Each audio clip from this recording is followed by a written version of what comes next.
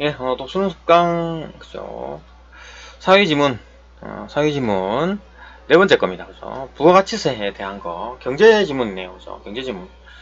이거 뭐 경제지문 같은 경우에 좀 어려운 경우가 어떤 게 있습니까? 그 뭐 단어라든지, 그죠. 어휘, 용어 이런 것들이 좀 어렵죠. 그죠. 경제 용어들이. 낯선 지문, 그 용어들이고, 그러니까 조금 읽기가 힘들었고, 그죠.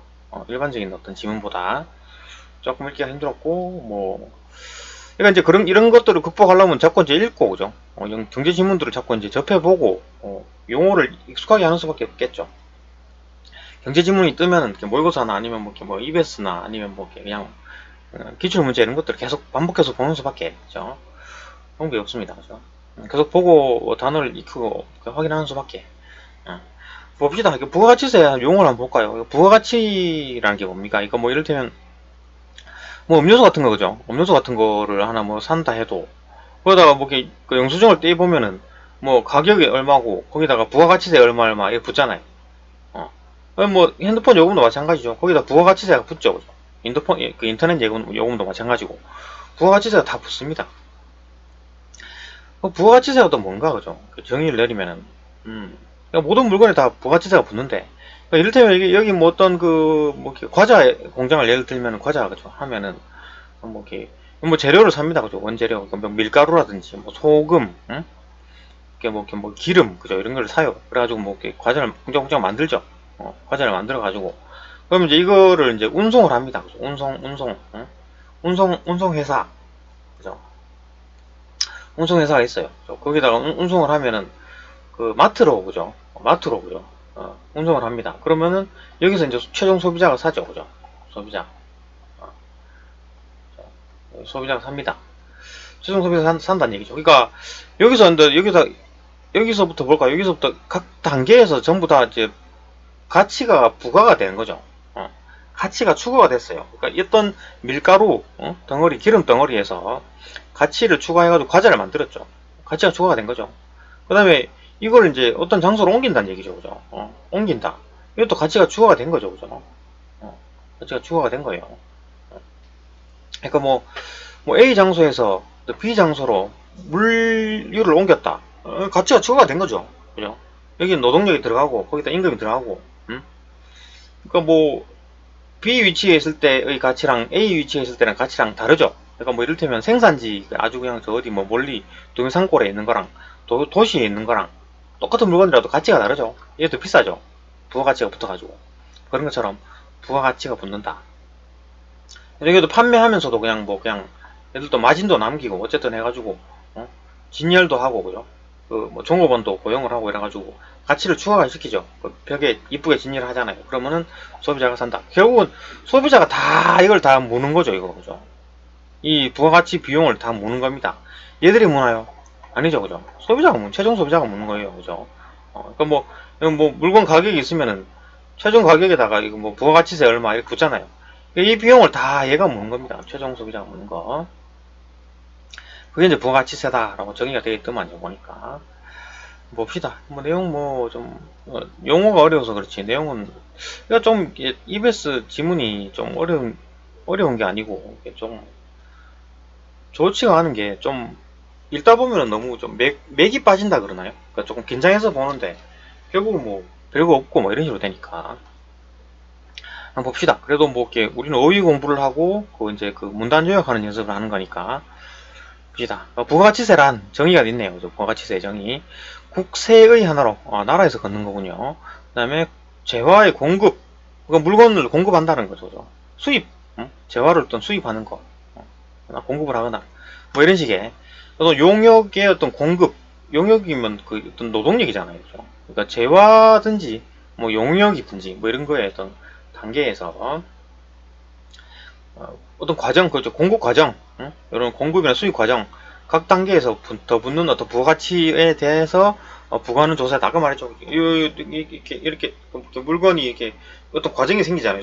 최종 소비자한테 가는 과정에서 각각의 어떤 그 가치가 부과가 되잖아요. 거기에 대해서 붙는 게 부가가치세다. 재화는 공급 또는 어떤 수입되기까지 여러 과정을 거치죠. 각 과정에서 어떤 이전의 어떤 생산된 재화에 대해서 여러 요소를 더해서 새로운 생산물을 만들죠. 그러니까 뭐 아까 밀가루 뭐 이런 것들을 해가지고 그죠? 과자를 만들고 뭐 운송을 해가지고 마트에다 옮긴다. 뭐 이런 식의 어떤 각각의 어떤 그 있죠. 여러 가지 어떤 뭐 이렇게 여러 요소를 더하죠, 그죠? 재화에다가 각각 요소를 더 더한다. 새롭게 만들어진 생산품의 가치에서 이전에 생산된 재화의 가치를 차감한 부분이 부가가치며, 그러니까 새롭게 생산된 거니까 뭐 예를 들면 여기 뭐 이렇게 밀가루, 과자, 운송, 그다음에 마트, 최종 소비라고 했을 때 여기에 나가기 직전에 어떤 단계에 어떤 붙어 있는 그 최종 어떤 그저 물건에서 요 이전 여기 얘가 사오기 전까지, 얘가 사오기 직전에, 직후에 요때 어떤 가치가 붙은 거잖아요. 요때 가치에서 요때 가치를 뺀 거, 그걸 이제 부가가치를 한다. 별로 안 어렵죠, 그죠? 부가가치는 임금, 이거 뭔가 이렇게 고용을 해가지고 뭔가 그 공장 물건을 만들었죠. 이자, 이거 뭐 대출해서 대출 이자라고 볼 수 있겠죠. 뭐 지대 땅값, 땅값도 내야 되고 아니면 점포세 이런 걸 내야. 이윤, 그러니까 마진 남겨야 될 거 아니에요, 그죠? 본인도 이윤을 남겨야 될 거니까. 뭐 하여튼 이런 것들이 쭈루룩 붙어가지고 어떤 맨 처음에 사온 물건에서 이런 것들이 다 추가가 돼가지고 어떤 물건을 만들어가지고 팔아먹는 거죠, 그죠? 이거 부가가치는 어떤 임금이라든지 이자라든지 지대, 이윤 이런 것들이 전부 다 추가가 돼가지고 어떤 새로운 물건을 만들더라. 거기에 가치가 포함이 된다.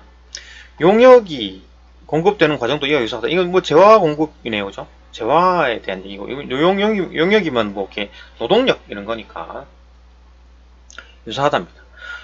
용역의 공급은 노동력을 제공하는 것뿐만 아니라 어떤 뭐 시설물, 시설물 그죠? 그다음에 권리, 이거 뭐 권리세라 그래가지고 이렇게 이거 점포, 그러니까 뭐 예를 들면 뭐 이게 도로 같은 데 있죠, 그죠? 이런데 여기다가 뭐 포장마차를 할 수 있는 어떤 권리, 뭐 이런 거 권리세죠, 그죠?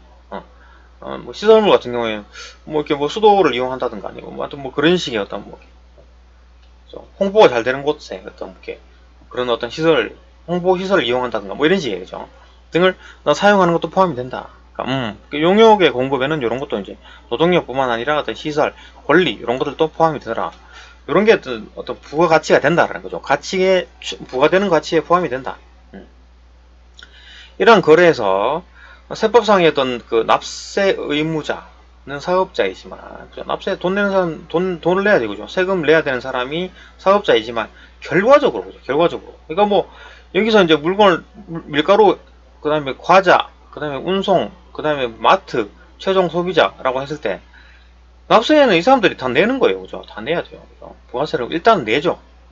그러다가 결과적으로 얘가 다 내죠. 최종 소비자가 얘가 이제 부가세 얼마 이래가지고 얘가 최종적으로 부담하는 거죠. 최종거는 최종 소비자이므로. 그러니까 뭐 일단은 그 각각 단계에서 그 회사들이 다 냅니다. 일단은 다 내요. 그 다음에 이제 문제가 그 물건이 팔릴 때 이때 왕창 얘가 다 모는 거죠. 이 모든 것들을, 그죠? 그러니까 뭐 판매 금액에서 얘들이 다 포함이 된 거니까, 그죠? 그러니까 최종 소비자다. 최종 부담하는 거는 최종 소비자다. 부가가치세는 납세 의무자와 조세의 부담자가 다르다. 그러니까 납세 의무는 사업자가 가지는데 조세를 실질적으로 내는 사람들은 그냥 뭐 최종 소비자예요, 그죠? 물건 사는 사람들이 다 내는 거다. 그러니까 뭐 물건을 팔 때 그 물건에다가 그러니까 돈을 포함시켜 가지고 조금 더 비싸게 받는 거죠, 그죠? 이것도 비싸게 또 팔고 또 비싸게 팔고 이래 가지고 맨 마지막에 소비자는 그걸 사는 거죠. 홀랑 그냥 다 온팡 뒤집어 쓰는 거죠. 또한 부가치세는 납세 의무자, 저희가 사업자죠. 이 어떤 주소지나 어떤 소득, 이 사장님 뭐 이 사람들이 어떤 뭐 이런 걸 뭐 어떤 그런 걸 따지는 게 아니라, 그러니까 부가치 창출소의 사업장에다가 어떤 뭐 세금을 매긴다. 사장님한테 세금 때리는 게 아니라 사업장에다, 그죠? 사업장에서 돈이 이익 발생하는 거니까 이익에서 사장님이 얼마나 떼먹죠, 그죠? 여기다가 발생하는 게 아니라 여기다가 이렇게 부과하는 게 아니라 사업장에다가 부과를 한다. 뭐 그렇네요. 뭐 이게 전반적인 부가가치세에 대한 정의라고 볼 수 있겠네요. 부가가치세의 어떤 정의라든지 아니면 뭐 거기에 대한 특징 뭐 이런 거가 되겠네요. 과세 대상이 또 뭐 납세 의무자한테 부과를 하지만 결국 뭐 이렇게 조세 부담자는 뭐 어떤 최종 소비자다 뭐 그런 얘기였네요. 그죠? 또 부가가치는 뭐 이런 게 붙고, 그다음에 용역일 경우에는 뭐 노동력에다가 이런 시설물 권리가 붙더라. 이 정도의 부가가치세의 특징이나 정의가 되겠네요. 뭐 어렵지 않죠? 부가가치세. 그렇게 부가가치세가 매겨지는구나. 예. 부가가치세를 이제 계산하는 방법이 나오네요. 그죠? 요거 이제 뭐 가산법과 공제법으로 나뉘는데, 가산법에 대한 얘기가 나오고 공제법에 대한 얘기가 나오겠죠. 뭐 공제법에 대한 얘기가 나오네요. 일단 여기는 가산법에 대한 얘기가 나오고, 그 다음 밑에는 뭐 공제법에 대한 얘기를 하겠네요. 봅시다. 그죠? 부가가치세를 뭐 계산하는 방법, 가산법에 대한 얘기 봅시다. 가산법, 부가가치세를 계산하는 방법입니다. 그죠? 일정 기간 동안 발생한 어떤 돈을 벌었죠. 발생한 어떤 부가가치를 구성하는 요소를 모두 더하고, 이거 뭐 이게 뭐 이자, 인건비 이런 걸 다 이제 그죠? 다 더한 거기에다가 이제 세율을 곱하는 거. 이거 뭐 넣고 해가지고 총합이 얼만데 그래가지고 뭐 자세한 건 안 보고 총합이 얼만데 거기다가 뭐 몇 프로 뭐 100분의 뭐 0.1 뭐 이런 식으로 곱한다는 얘기죠. 그래가지고 세율을 곱하는 겁니다. 그게 가산법이다. 뭐 예를 들어가지고 있네요. 10만원짜리를 재료로 사서 가공하여서 팔 때, 판매할 때까지 어떤 투입된 어떤 인건비, 이거 부가가치네요. 그죠? 이자, 이윤, 이런 것들이 다 포함이 돼가지고 합한 값이 3만원이다. 이 전부 다, 그러니까 10만원짜리 재료를 사가지고 공짜공짜 만들어가지고 3만원어치를 추가시켜가지고 만든 게 13만원짜리겠죠. 이거 뭐 인건비 이자 다 넣고 뭐 자기 회사도 먹고 살아야 될 거 아니에요. 그러니까 이윤까지 추가해가지고 그죠? 마진 남기는 거죠. 해가지고 13만원에 팔면은 뭐 그러면 되겠다 이렇게 한 거죠. 가격 결정 났겠죠. 13만원. 그러면은 10만원에 3만원에 붙어가지고 13만원 됐네요. 이게 이제 부가가치를 매길 수 있는 가격이 10만원에다가 매기는 게 아니라 3만원에다가 매기는 거죠. 3만원에다가 그 비율을 곱해가지고 세금을 산정하는 것이다. 그러니까 부가가치세니까 10만원짜리 물건을 사와가지고 13만원을 만들었는데 이때 추가된 게 3만원어치가 추가가 됐다. 여기다가 이제 세금을 때린다는 거죠. 100분의 뭐 0.1%, 0.1, 뭐 이렇게 곱해가지고 세금을 내라. 그러면 이제 뭐 13만원 플러스 부가가치세 얼마가 돼가지고 붙겠죠. 그죠? 그러면 요걸 사가는 거죠. 다음 사람이. 부가가치세를 포함해서 사야 되니까. 최종 소비자가 사야 되니까. 이 방법은 언뜻 보기에는 부가가치를 해당되는 요소들을 모두 더한 뒤 세율을 곱하면 세금이 끝나므로 아주 간편하죠. 그죠? 총합이 얼만데 내부 세용은 안 따질 테니까 총합이 얼만데 여기다 곱하기 얼마 아주 간단하죠. 근데 이렇게 되면 그죠? 정확한 계산을 위해서 이제 사업자가 부가가치를 구성하는 요소들을 모두 관리해야 되고, 그러니까 사업자가 이 안에 있는 걸 다 쿵짝쿵짝 관리를 해야 되는 거죠. 그죠? 뭐가 얼마 사오고, 인건비가 얼마고, 이자가 얼마고, 뭐 이런 거 다 관리해야 되고, 하고, 국가가 모든 요소를 파악하여 세금을 부과하기 힘들기 때문에, 그러니까 어떤 요소, 이자나 어떤 이윤이나 이런 것들을 좀 국가가 보기 힘들죠.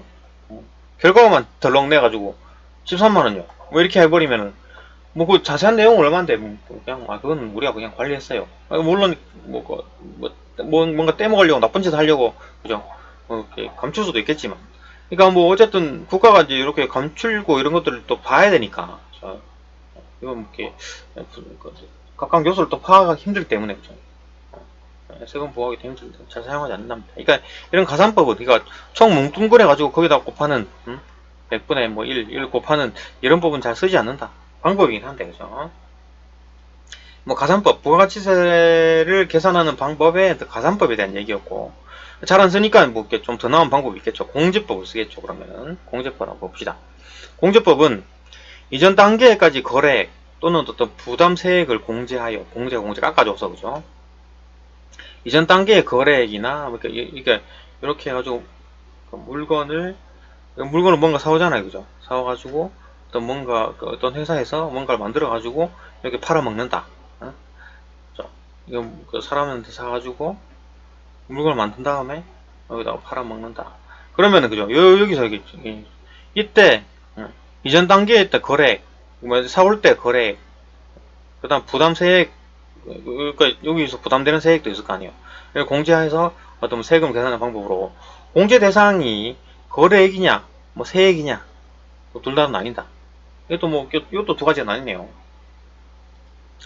그러니까 뭐 이런 거잖아요. 그러니까 뭐 물건을 여기서 사와가지고 옹짝옹짝 해가지고 이제 팔아 먹잖아요. 그러면은 여기에 총 어떤 그 거래액으로 할 건가? 뭐 10억 어치를 사와가지고 뭐 11억에 팔았다.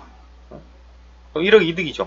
뭐 이런 식의 어떤 그 거래액으로 할 건가? 아니면 부담세, 그러니까 10억에다가 여기다가 이렇게 부가가치세가 여기도 뭔가 사왔을 거 아니에요. 여기도 뭔가 사왔을 거니까 여기에 10억인 이유가 여기에다가 뭐 1000만원 정도, 그죠? 0.1억을 이렇게 부가가치세에 붙였더라. 그러니까 이전에 어떤 세금, 그죠? 부담세액, 그럼 이후에 부담세액 뭐 0.2억, 뭐 이런 것들, 그죠? 계산할 수 있죠. 그런 것들을 하는 어떤 두 가지 방법이 있다. 그러니까 뭐 세액으로 볼 건가, 총액으로 볼 건가, 그죠? 이것도 두 가지로 나뉘더라. 거래액을 공제하는 방법인 전단계 거래 공제법. 첫 번째, 거래액으로 따지는 전단계 거래 공제법은 일정 기간 동안 어떤 매출액에서 매입액을 뺀 금액, 그러니까 얼마 사와가지고 얼마에 팔아먹었다, 그죠? 이 매출액이 있을 거 아니에요, 그죠? 여기서 매입한 걸 뺀다. 그러면 어떤 뭐 중간에 얘가 먹은 돈이 있을 거 아니에요, 그죠? 10억에 사와가지고 11억에 팔아먹었다. 매출이 11억이고 매입이 10억이었다. 그러면 1억 얘가 벌었네, 그죠? 주머니에 1억이 있겠죠. 금액에다가 세금을, 그죠? 곱해가지고 세금을 산정하는 방식, 거래액에다가. 이 방법은 직접 계산한 부가가치에 세율을 곱하여, 이렇게 부가가치세를 산출함으로 과세가 되는 대상에 이 어떠한 요소로부터 창출된 부가가치인지 납세자의 의무가 명확하게 인식될 수 있다는 장점이 있지만, 이건 뭐 요소마다 다 들어있죠. 그러니까 뭐 이렇게 각각 어떤 이렇게 뭐 밀가루 얼마, 뭐 설탕 얼마, 기름 얼마, 이런 식의 어떤 뭐가 다 있잖아요, 그죠? 그리고 어떤 뭐 밀가루 뭐 7억, 뭐 기름 3억, 뭐 그죠? 설탕 1억, 뭐 이런 식으로 다 뭐 이렇게 계산표가 있을 거 아니에요, 그죠? 영수증이 있을 거 아니에요.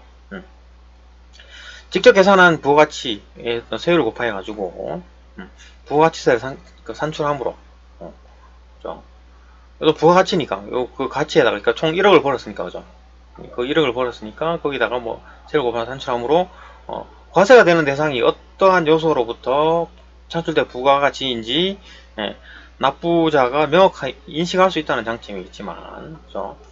면세제도를 통해서 적용하기 힘들다는 단점이다. 그러니까 이를테면 뭐 밀가루가 뭐 7억이고, 그죠? 밀가루 7억이고 기름 3억이고 설탕 1억이다. 뭐 이런 식으로 하면은, 야, 밀가루는 그냥 뭐 다 이렇게 아주 그냥 아주 필수 식품이니까 여기는 좀 세금 깎아주자.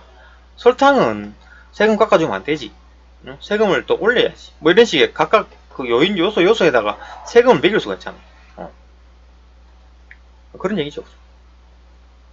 요소로부터 창출된 부가지만 면세제도를 적용하기 어렵죠, 그죠?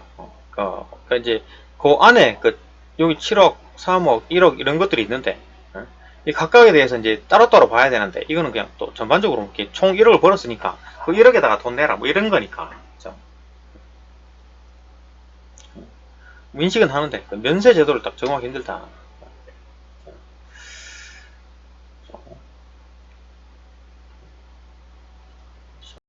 네, 다시 봅시다. 이거 조금 이렇게 좀 설명 다시 해야 되겠네요. 이쪽 부분 다시 봅시다. 그죠? 이 부분. 뭐 밀가루 예를 들었는데 그건 좀 이해가 적절하지 않네요. 다시 봅시다.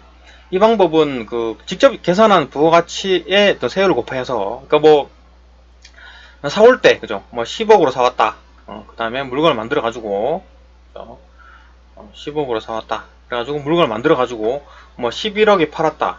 그러면 요 매출액에서 매입액을 뺀 거니까 요 1억이죠. 1억이 남았죠. 1억이 주머니에 있을 텐데 여기다가 세율을 매긴다. 그죠?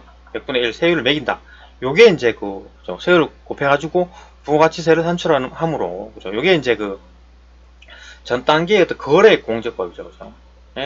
함으로 과세되는 대상이 어떠한 요소로부터 창출된 부가가치인지, 이거 1억이니까, 그죠? 뭐 이를테면 여기다가 뭐 여기에 뭐 10억을 할 때 뭐 7억이 밀가루고 뭐 3억, 2억이 어떤 기름이고 1억이 설탕이다.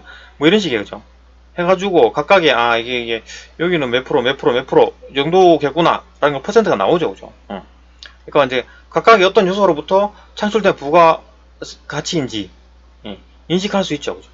각각 요소들로, 그죠? 7억짜리, 뭐 2억짜리, 1억짜리, 그 요소들로, 그죠? 여기 어떤 해가지고 뭐 공짜공짜 해가지고 1억이 남았으니까, 각각 요소들을 알 수 있게 된다. 인식할 수 있는 장점이 있지만, 그죠? 면세 제도를 적용하기가 힘들다는 단점이 있다. 여기서 면세 제도가 나왔는데, 이게 여기서 뜬금없이 나와가지고 뒤쪽에 있네요. 그죠? 면세 제도에 대한 설명은 뒤쪽에 있습니다. 근데 뭐 지금 이쪽 부분은 설명하기 위해서 한번 보면은 면세 제도는 적용하기 힘들다라는 얘기가 있는데, 일단 봅시다. 면세 제도가 뭔가 뒤쪽에 있는데, 면세 제도라는 게 이제 그겁니다. 이거 물건이 이렇게 있으면 이게 물건을 사와가지고 팔아먹잖아요. 팔아먹는데, 여기다가 이제 그 매입할 때 어떤 세금을 계산해요. 매입할 때 뭐 이렇게 10억에 사왔다. 10억에 사왔다. 여기다가 뭐 100분의 1 이 정도가 이제 세금이고, 그죠? 매입했을 때 여기 이제 11억에 사왔다. 그러면 여기다 곱하기 100분의 2를 곱해가지고 세율을 뭐 달리 적용하든 뭐 똑같이 적용하든 간에 이래가지고 여기에다가 또 세율이 있을 거고 세금이 있을 거고 여기다가 또 세금이 있을 거 아니에요. 그죠? 사올 때 세금, 낸 세금, 여기 또 할 때 낸 세금, 이런 걸 계산해가지고 이거 빼가지고 하는 거죠. 그죠? 이쪽 세금에서 이쪽 세금을 빼가지고 얼마 세금이 있을 거 아니에요. 그 세금을 깎아주는 게 이제 면세제도인데, 그죠? 면세제도. 그러니까 면세제도는 이걸 빼는군요. 아무튼 하는 건데, 뭐 이런 식으로, 그죠? 면세제도. 이쪽 세금에다가, 각각에다가 세율을, 그죠? 하는 게, 세율을 계산하는 게 면세제도인데, 뭐 뒤쪽에 내용이 나옵니다. 자세한 내용은. 뭐 이렇게 하는데 적용이 힘들죠? 그러니까, 지금 같은 경우는 이제 그 거래 금액으로 하는 거니까, 세율 자체가 적용이 안 되니까, 그죠? 면세제도는 그 세율로 하는 거니까, 뒤쪽에 나와 있습니다만은, 이거는, 면세제도는 세율로 하는 거기 때문에, 거래액으로 하면은 계산이 적용하기 힘들다. 그까지만 알아둡시다. 뒤쪽에 바로 내용 나옵니다. 그죠? 그러니까 장점이 뭐냐? 뭐 각각에 대해서 요소에 대해서 알 수 있는 거지만 면세제도에 적용이 안 된다. 면세제도는 다음에 나옵니다. 또 그런 한점이 있다. 그 다음에 부담세액을 공제하는 방법인 전 단계의 어떤 세액공제법. 이제 여기다 세액을 이렇게 요거는 아까 이제 금액으로 했잖아요. 뭐 10억에 사와가지고 요거 뭐 11억에 팔아먹을 때 요 1억에다가 세금을 매긴다. 요게 이제 그 거래금액 공제법이고, 세액공제법은 아까 말한 면세제도를 할 수 있는 거죠. 면세제도는 이건 세액으로 하는 거니까, 세액으로 계산하는 거니까 세액공제법 봅시다. 전 단계의 세액공제법은 요건 이제 전 단계의 거래공제법이랑 다른 거겠죠, 그죠? 일정 기간 동안 매출액의 세율을 곱해가지고 매출세액을 곱한 뒤 이전 단계 매입액의 세율을 곱해가지고 산출한 매입세액을 빼는 방법으로. 그러니까 아까 말했듯이 물건이 있으면 물건 팔아보죠. 사와가지고 뭐 10억에 사왔다, 11억에 팔았다 라고 할 때 여기다가 세금 때렸을 거 아니에요. 그죠? 세금 계산하고 여기다가 세금 계산해가지고 이쪽 세금에서 이쪽 세금을 빼가지고 그 세금을 얘가 이제 부과한다. 그거네요. 그죠? 그게 이제 매입세액이다. 그럼 이렇게 되면은 뭐 뒤에 말하는 면세제도에 요걸로 세율을 계산하는 거니까 세율 계산이 가능해진다. 세액 계산이 가능해진다. 그렇기 때문에 적용하기 쉽다. 그 얘기입니다. 그죠? 아까 설명한 건 좀, 그죠? 그거는 좀 안 좋네요. 얘가.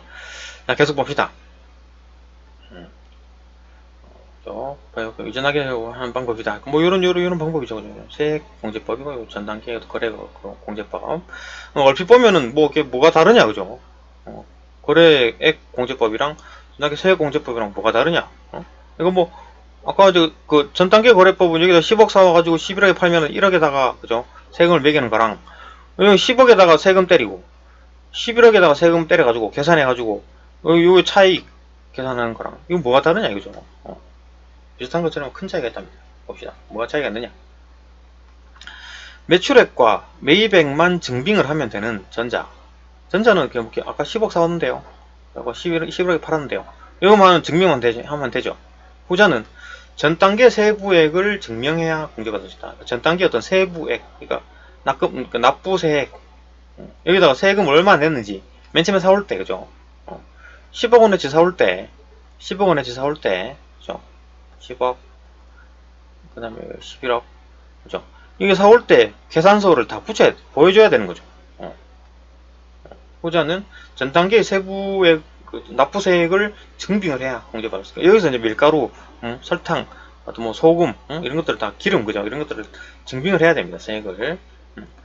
전 단계의 어떤 세액공제법은 매입 세입금 계산서의 발행이 필수적이기 때문에, 그죠?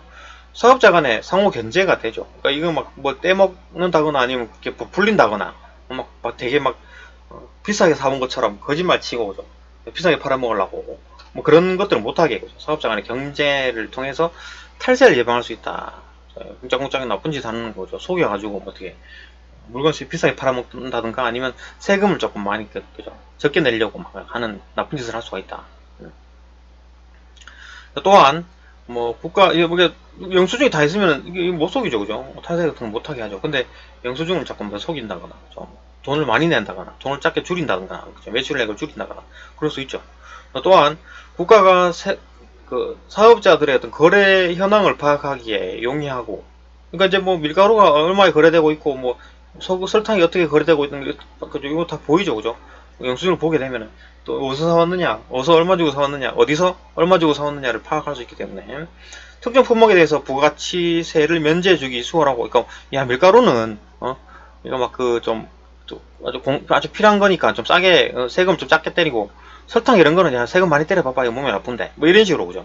설탕세 뭐 이런 것도 매기기도 하고 뭐 이렇게 면제해주기가 좀 수월하죠. 물품마다. 사업자가 부가가치 계산을 위해서 부가가치를 구성하는 요소들을 개별적으로, 그죠? 관리 안 해도 된다는, 이렇게 뭐 사업자는 뭐 이렇게 신경 안 써도 되죠. 그냥 뭐 영수증만 보여주면 되니까 개별적으로 신경 안 써도 된다 장점이 있기 때문에 우리나라에서는 요거 세공제법을 택하고 있답니다. 세공제법의 어떤 장점, 그죠? 뭐 공제법에는 봅시다. 뭐 이렇게 산문단에 뭐 이렇게 요약을 하게 되면, 공제법은 거래액으로 하는 게 있고, 그죠? 거래액으로 공제해 주는 게 있고, 세액으로 공제하는 게 있는데, 그죠? 거래액으로 공제하면은 뭐 이거, 그죠? 매출액에서 매입액을 뺀 거에다가 세금을 곱한다라고 하는 건데, 이 방법은 뭐 아주 명확하고 단순하죠. 계산이 하지만 면세제도는 뒤에 나오겠지만 이게 이제 뭐 이렇게 세액으로 뭐 계산하는 겁니다. 그죠? 계산법이 틀리죠. 그죠? 이 세액으로 계산하는 거라서 적용이 어렵다. 근데 요거는 이제 그 세액공제법은, 세액공제법은 거래 단계 공제법이 있고 세액공제법이 있는데 요거 차이에 대해서, 그죠? 하는 걸 면세제도가 여기다 적용될 수 있고, 장점이 있긴 한데 좀 이게 면세제도 적용을 못하더라. 얘는 특징이 뭐냐? 이거는 이제 뭐 매출액에다가 세를 곱하고, 요거 뒤쪽에 매입에다가 세를 곱하고, 이거 빼준 거, 그죠? 세를 먼저 곱했네요. 그래가지고 빼줬다. 뭐 비슷한 것처럼 보이지만 큰 차이가 있다. 그러니까 뭐 이건 단순하게 이제 이건 뭐 매입액만 다 보여주면 되는데, 후자는 온갖 그 밀가루 사온 거 뭐 설탕 사온 거 다 그냥 다 보여줘야 된다. 그렇게 되면 장점이 뭐냐? 탈세를 못하게 해, 그죠? 각각 그 밀가루 업자, 설탕 업자 이런 사람들이 다 보게 된다. 각각 다 들여다볼 수 있죠, 국가가. 그래가지고 거래 현황을 파악할 수 있기 때문에 탈세 못하게 되고, 그다음에 각각 품목에 부가가치를 면제해주기도 쉽다. 그래가지고 뭐 여기서 특별한 관리 안 해도 된다. 그러니까 사업자는 뭐 신경 안 써도 되죠. 영수증 보여주면 되니까. 이렇게 뭐 이렇게 갖고 우리나라 택하고 있다. 보죠. 세공제법에 대한 얘기였네요. 그죠? 아까 위에 있던 그거는 이제 뭐 가산법, 요거는 좀 안 한다, 그죠? 안 한다. 그 얘기고.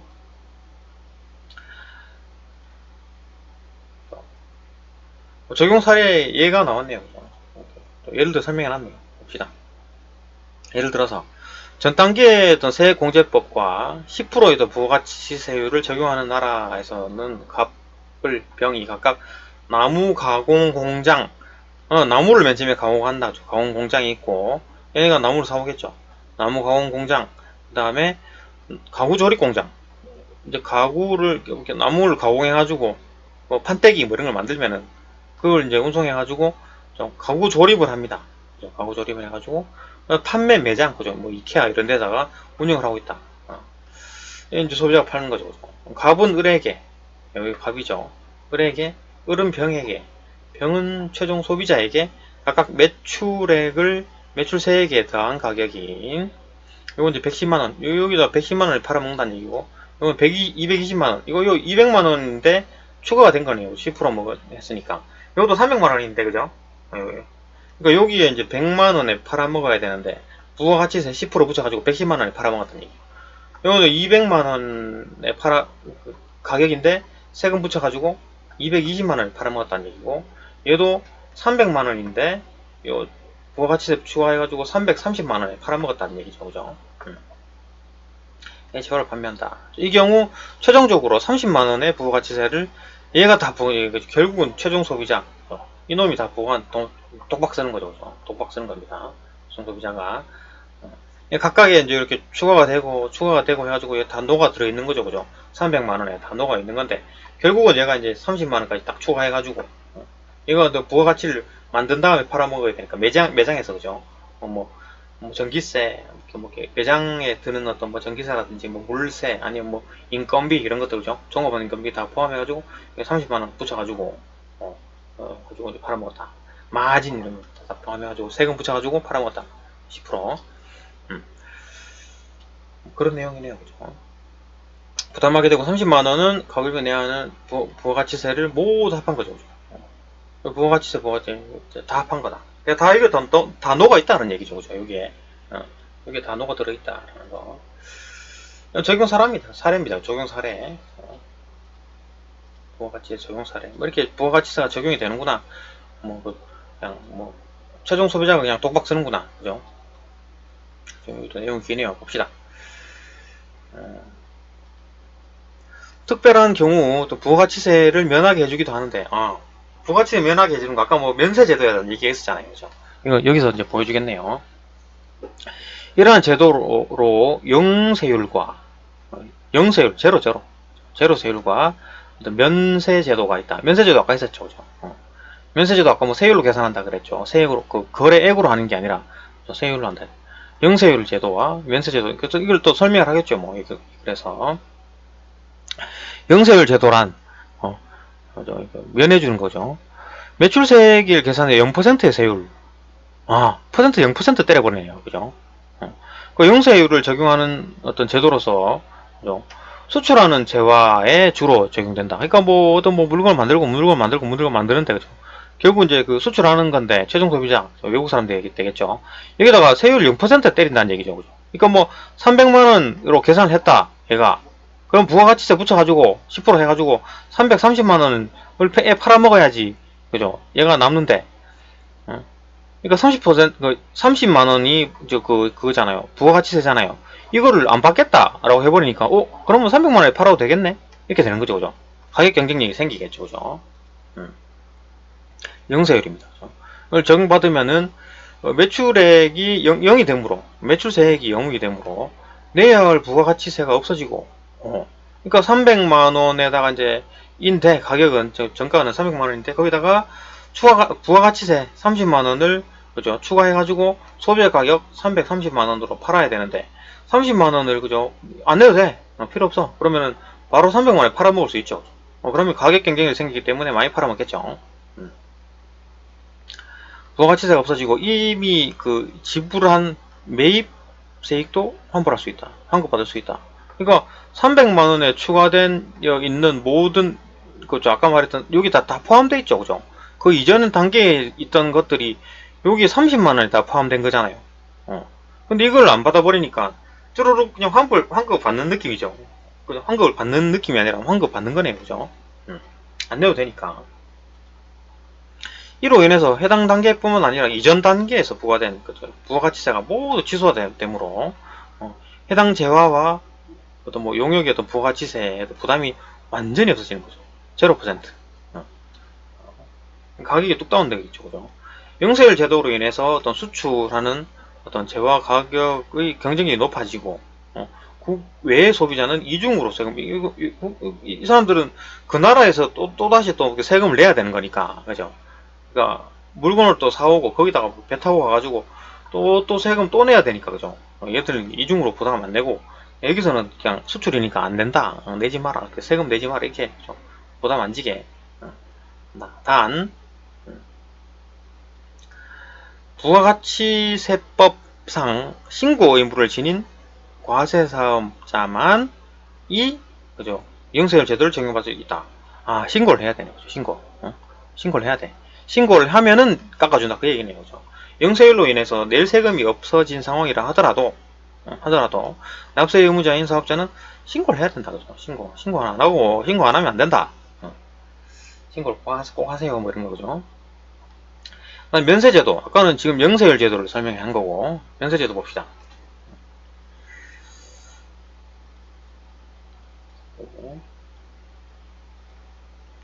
면세제도는 부가가치세의 납부를 면제해주는 제도로서 납부를 면제해주는 제도.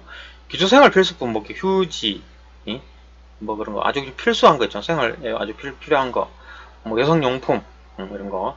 면세제도에 적용을 받는 사업자는 원칙적으로 부가가치세법상 납세 의무를 지니지 않으므로 사업자가 납세 의무를 지지 않는다. 네. 매출세액에서 매입세액을 뺀 부가가치세, 그죠? 매출세액에서 매입세액을 뺀 게 부가가치세죠. 내진 않는다.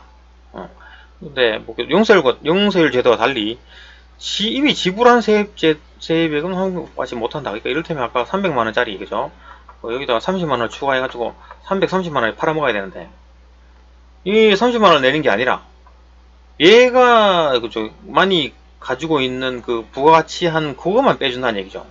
30만원에서 뭐 한 15만원 이렇게 좀 줄어들겠다. 그쯤 되겠네요, 그죠? 그죠? 그럼 좀 폭이 좀 줄어들어가지고 이건 뭐 300, 한 15만원 이쯤 되겠네요, 그죠? 그죠? 그래 보면 되겠네요. 아니면 이것도 220만원, 그죠? 220만원. 그러니까 여기 200만원에다가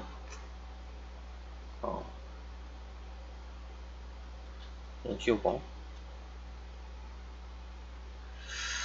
이건 뭐 설명 요렇게 하는 게 이해하는 게 낫나요? 다시 한번 설명해 볼게요.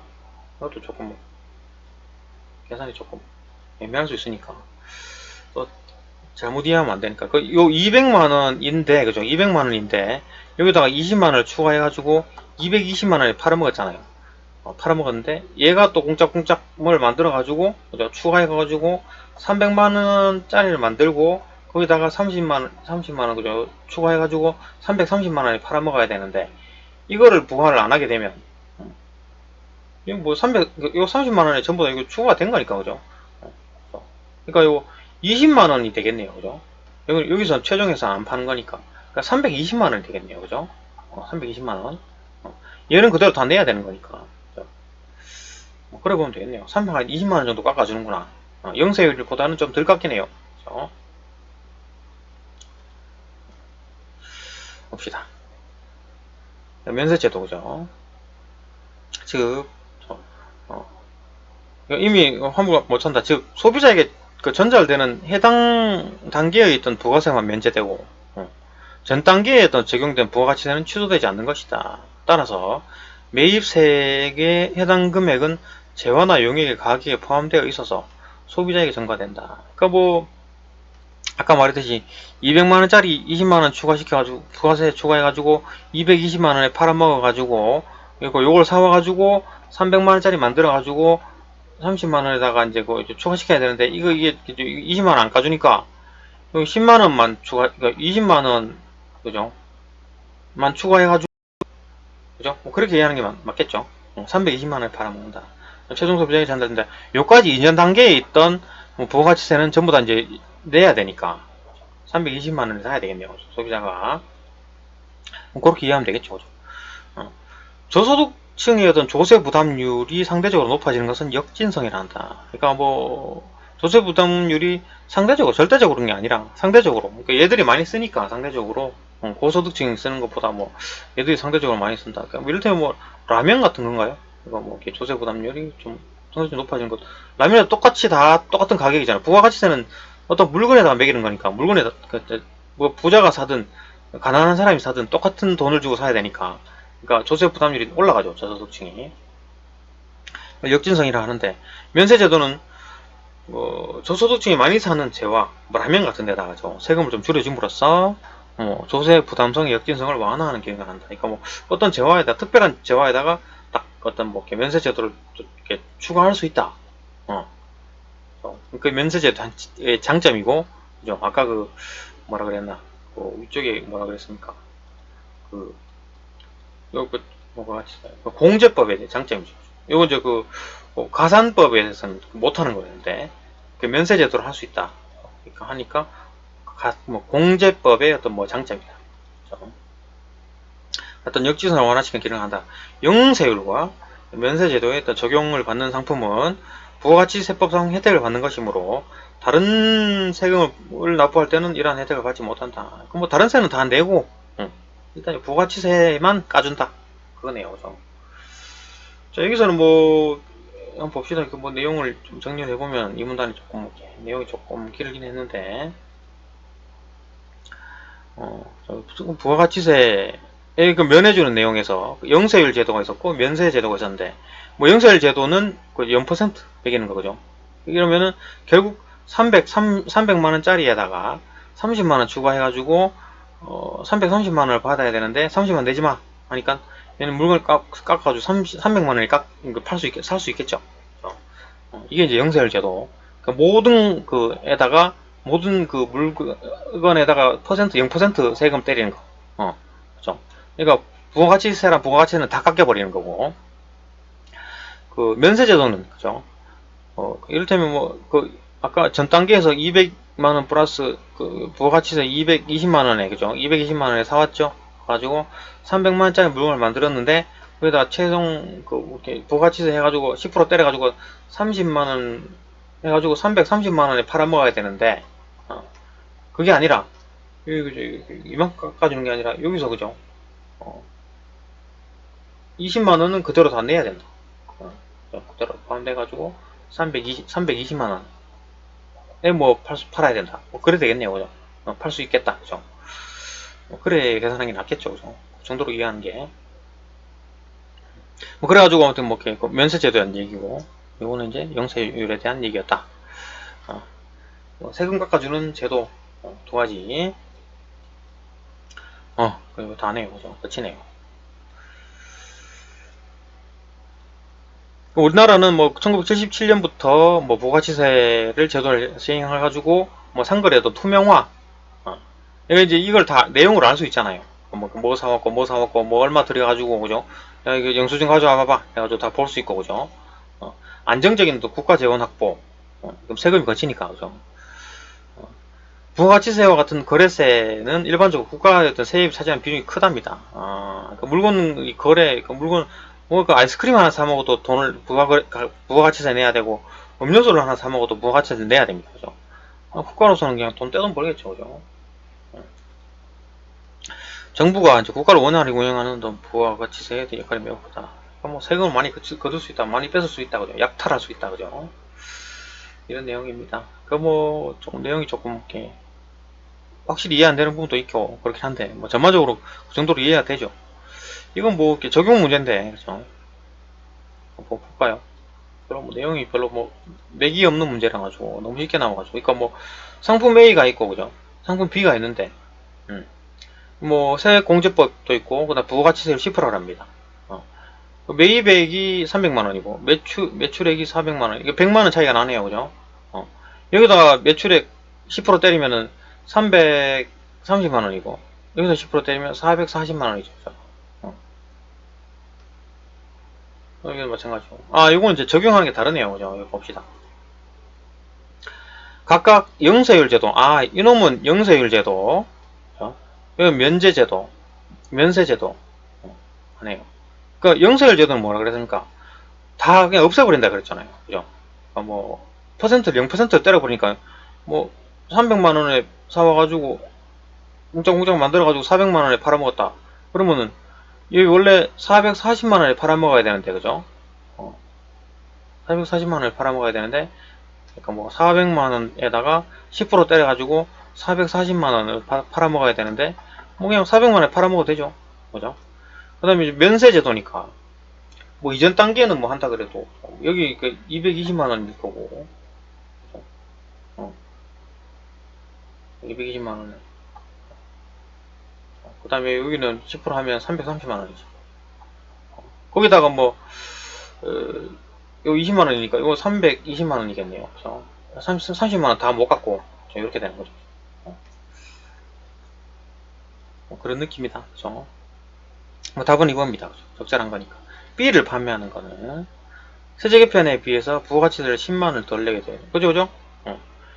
요거는 이제 총 그 330만원을 내야 되는데, 요 220만원이었잖아요. 그죠? 그죠? 근데 요까지는 다 내야 되니까 20만원이 부가가치세였다면, 그죠? 였기 때문에 여기 30만원이 부가가치세인데 20만원에서 빼버리죠. 그죠? 10만원만 추가하면 돼. 10만원이 추가, 그죠? 돼가지고 결국 320만원 흘려야 되는 거다. 맞죠? 아까 설명했던 거 그대로. 그죠? 10만원 덜 내게 됐다. 원래 330만원 내야 되는데, 여기 부가가치세가 매입 비용에 부가가치세가 20만원이죠. 이거 매출하는 게 30만원인데, 이건 그대로 다 내야 되고, 30만원 안 내도 되니까, 빼주면 10만원. 오케이. 다른 문제는 뭐 다 그냥 내용 일치니까 어렵지 않았고. 네, 이렇게 보겠습니다. 뭐, 경제 지문이라고 조금, 어휘 같은 것도 좀 신경 써서 봐야 되고, 뭐, 여러분 보면 좋죠. 보면 좋죠. 그죠? 꼼꼼히 읽고. 세율 같은 거 문제 나오면 좋겠네요. 그죠? 이런 거 수능에서 나오면, 그죠? 조금 어렵게 내가지고, 그죠? 어려운 문제로 낼만 하네요. 네, 꼼꼼히 읽고, 경제 지문 나오면 좀 꼼꼼히 봅시다. 세율 문제 같은 거 나오면, 좀 이렇게, 수능에 나올 수 있기 때문에, 좀 봐야 되겠다. 오케이, 여기까지 봅시다. 일단 또 다음 질문으로 보겠습니다.